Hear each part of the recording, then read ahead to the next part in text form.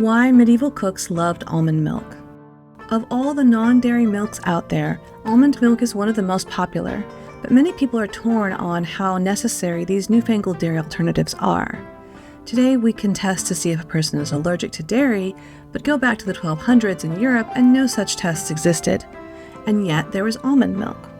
Find out how this cow-free milk was used in the old days despite the misconception that it's a new invention. The mention of almond milk in Islamic medical texts dates back to the 8th century, showing almond milk was in use for many centuries before ever becoming part of the European diet. The first texts to mention almond milk in Europe date back to the 13th century. During this era, the creamy milk was seen as a good food to have during Lent, a time of fasting in anticipation of Easter. The solemn practice honors the 40 days Jesus spent in the desert fasting. Members of the church were expected to deprive themselves of unnecessary foods and actions as Christ did during this time, and this meant reducing the overall intake of animal products. High-protein alternatives to meat like fish and nuts were eaten during Lent, but red meat, eggs, and dairy products were often absent from the average person's Lenten diet. The diet of a working-class person or a peasant during the Middle Ages was already not very rich. The best grains were reserved for the higher classes. The ruling class ate wheat bread and porridge, while poorer folks ate barley, oats, or rye instead.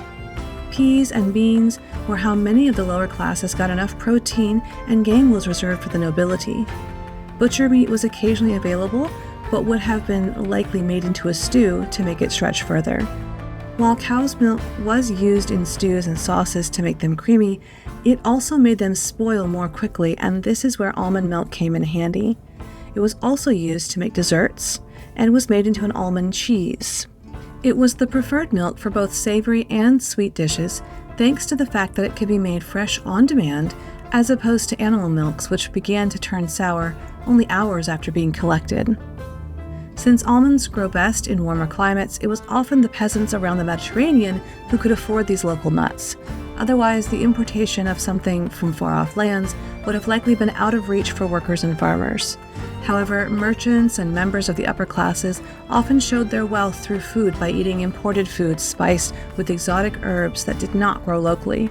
So your class and your location greatly influenced whether or not you would have been drinking or cooking with almond milk in the Middle Ages.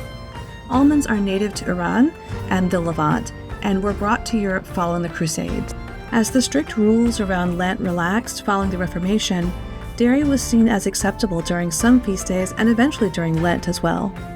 By the 1600s, almond milk was fading from popularity in Europe, only to become one of the most commonly purchased items from the dairy case in our modern age.